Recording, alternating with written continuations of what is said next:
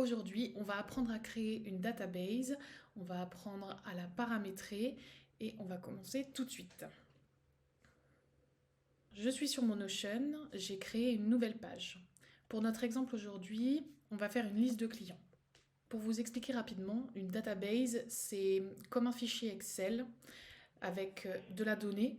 Pour aujourd'hui, on va faire une liste de clients. Et cette donnée, on va pouvoir la filtrer, avoir différentes vues, pouvoir l'organiser comme on le souhaite. Ça va être plus flexible qu'un Excel. Donc, je nomme ma nouvelle page qui va être liste de clients.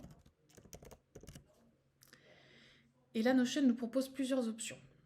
On voit database, c'est ce qu'on veut. On va prendre la première vue parce que là, cette vue-là, c'est la vue la plus simple qu'on ne touchera pas. Ça, c'est notre database qu'on va ranger dans notre Notion et on fera une deuxième page avec les différentes vues. On va faire ça ensemble. Donc, la vue la plus simple, table. On va créer une nouvelle database. Donc, on a déjà notre nom. Vous voyez, ça, c'est la page entière. On ne peut pas rajouter au-dessus ni en dessous du texte. C'est que c'est notre database. On va commencer par mettre le nom de notre client, le prénom de notre client. Donc, quand on crée une nouvelle colonne, on a le choix entre plusieurs options. Le texte qu'on utilise là pour le prénom.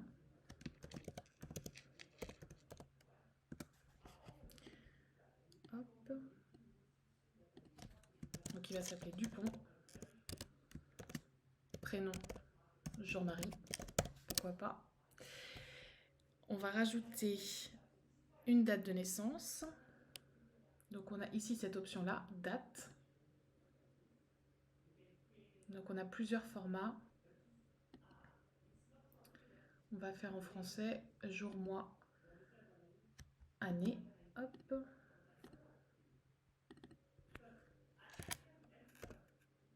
Allez, 1990.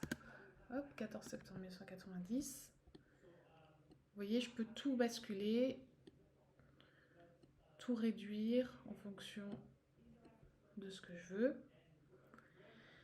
On va rajouter un pays pour notre client. Et il y a l'outil Select, c'est des sortes de tags. Et Multi-Select, ça va être des tags qu'on va pouvoir ajouter. Il va pouvoir y en avoir plusieurs en fait. Donc les pays, il n'y en aura qu'un. On va prendre un mono-select. Pays, hop, on va mettre France. Si on veut modifier la couleur, on fait Entrée. Ici, on a les trois petits points. On va pouvoir choisir les couleurs, supprimer. Et aussi, on va pouvoir les ordonner comme on veut. On va mettre Italie. Hop, on retourne dessus, Entrée. Et vous voyez, en fonction, on peut vraiment tout modifier. Tout est modulable, tout est très flexible. On a le pays, on va rajouter par exemple dans la liste de clients si ce client-là a payé ou pas. Donc on a là le fameux tag avec la... Ça c'est les multi-select. Donc c'est comme celui-là, mais on va pouvoir mettre plusieurs options. Donc ça va pas s'appeler tag, ça va s'appeler paiement.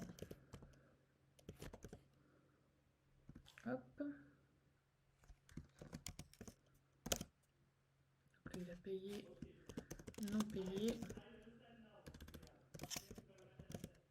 Et on va mettre par exemple payé en vert, non payé en rouge. Voilà. Donc lui, on va dire qu'il a payé. Hop. Voilà.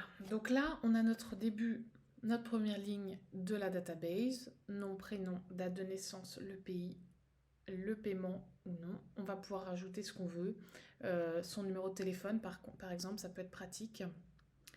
On va le mettre ici, téléphone.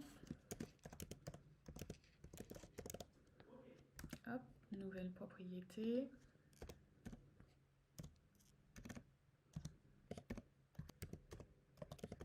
Voilà. On peut aussi rajouter son email. Voilà, ici.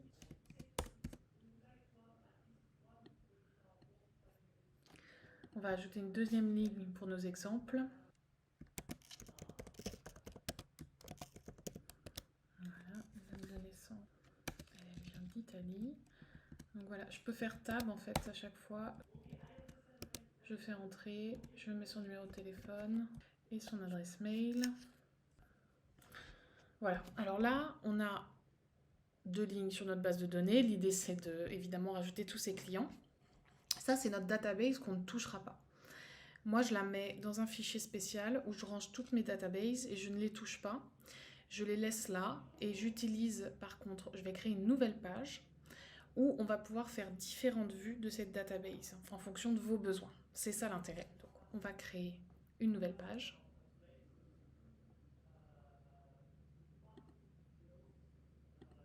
Hop. Voici ma nouvelle page. On peut la nommer liste de clients aussi. Et on fait tab, c'est un raccourci. Et dans les databases,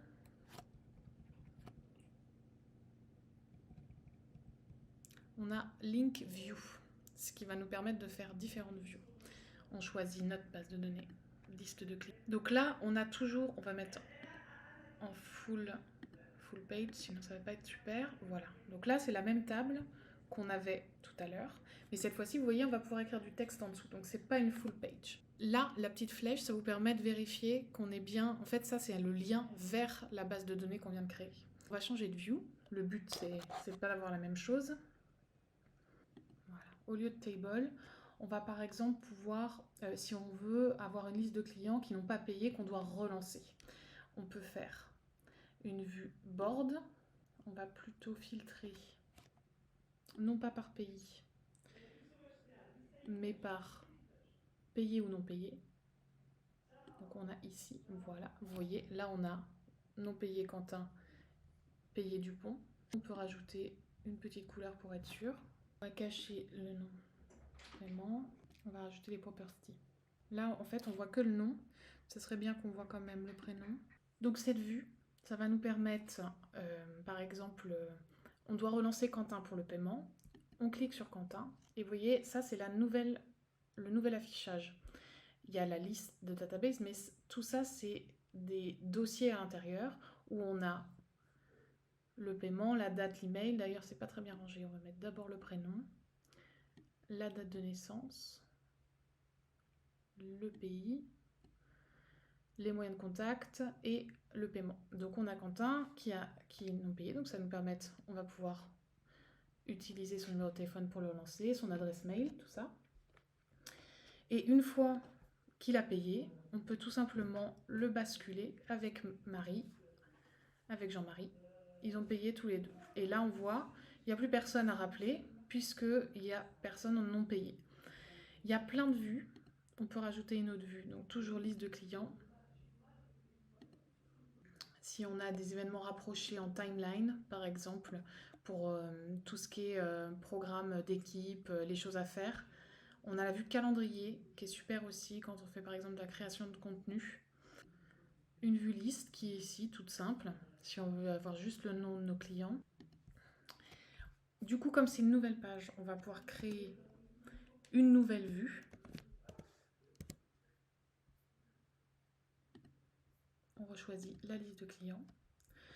Et si on veut la voir toute simple, notre database, elle est ici aussi. Ça peut nous aider aussi. Si on veut se dire, on ne veut pas avoir à cliquer, hop, on les a là. Et c'est à peu près tout pour la liste de clients. J'ai fait quelque chose de très simple. Le but, c'est d'y aller progressivement, de commencer par un template que vous comprenez bien. Comme ça, vous allez pouvoir, au fur et à mesure, ajouter des choses. On peut faire des choses très complexes avec Notion.